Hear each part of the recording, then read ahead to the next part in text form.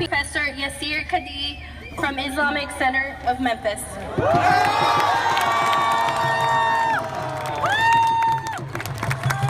Brothers and sisters, friends and neighbors, fellow Memphians,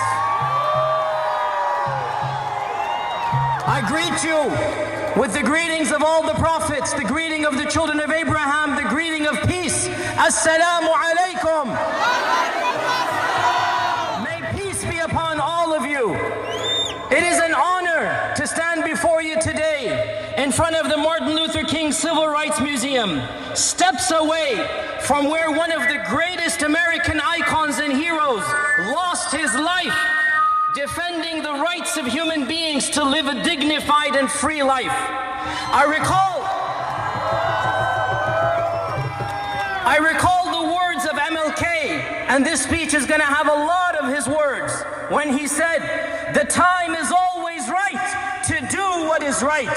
Friends, we are gathered here today to do what is right.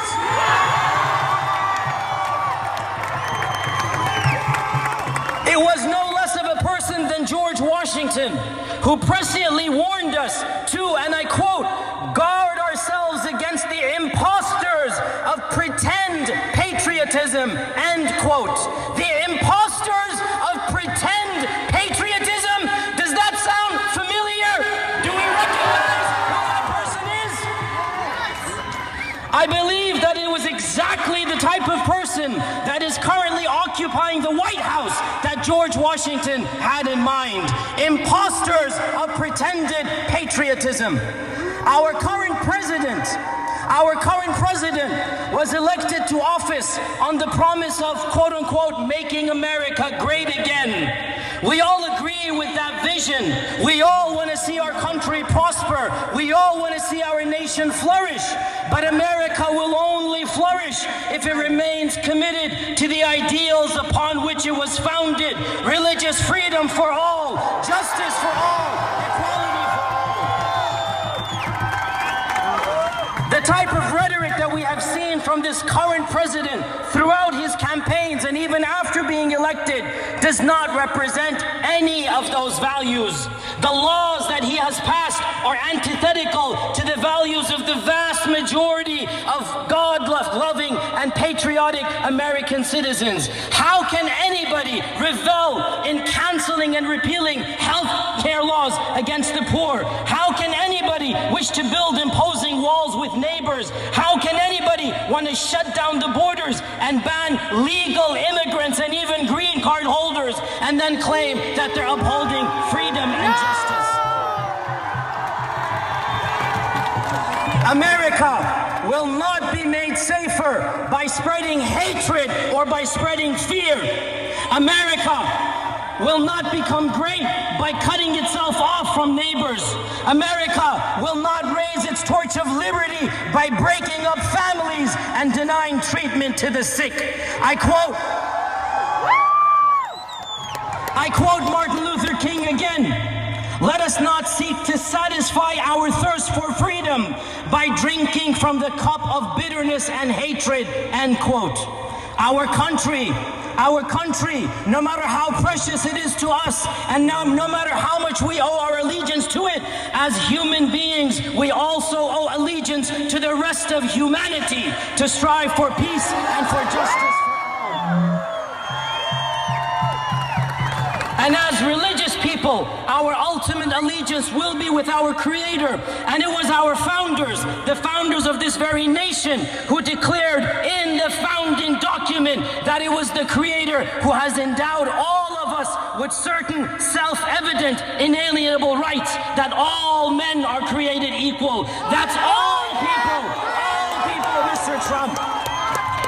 Muslims and Christians, Jews and Hindus, whites and blacks, Latinos and Asians, immigrants and locals, we are all equally human.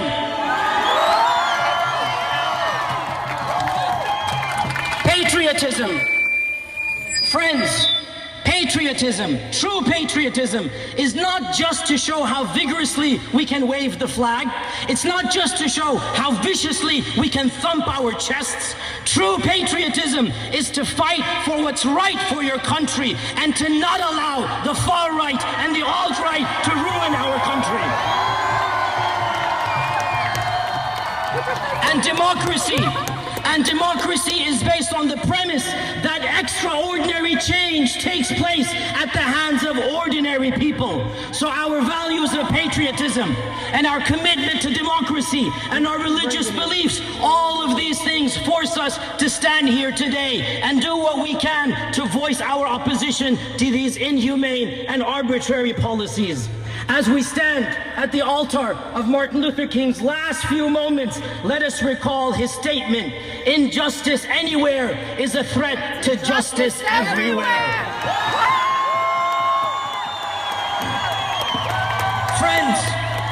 Friends, MLK also said, "In the end, we will not remember the words of our enemies, but rather the silence of our friends." I, for one, am not going to be silent.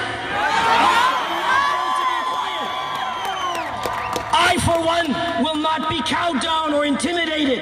And I ask all of you to join me in speaking truth to power, in standing up for freedom, in standing up for justice. I am not a Latino, but I will stand with the Latino community. I am a born citizen, but I will stand with my immigrant brothers and sisters. I am not a refugee, but I will speak up on behalf of all refugees. God willing, we will make America greater again. Do you know how? Do you know how? This right here, this march, this protest, this coming together and unifying in spite of all of our differences, in spite of our ethnic backgrounds, in spite of our religious identities, in spite of our political affiliations. Unity out of diversity, not division. Strength through support, not separation. Harmony through love, not hatred. This is what will make America great again. So for all of that, Donald Trump, for all of that, I'd like to thank you, but not for the reasons you're thinking. Because of you, every one of us has a new sense of patriotism. Because of you, Mr. Trump, because of you, we truly value the freedom that this country gave us. Because of you, we understand how important it is for us to be free American citizens. And because of you, Mr. Trump, you have succeeded in uniting all of us to be one large family. By opposing you, Mr. Trump, and by watching the day you leave office, we will make America great again. E pluribus unum, one out of many, all of us stand here as one. Peace and out. May God bless.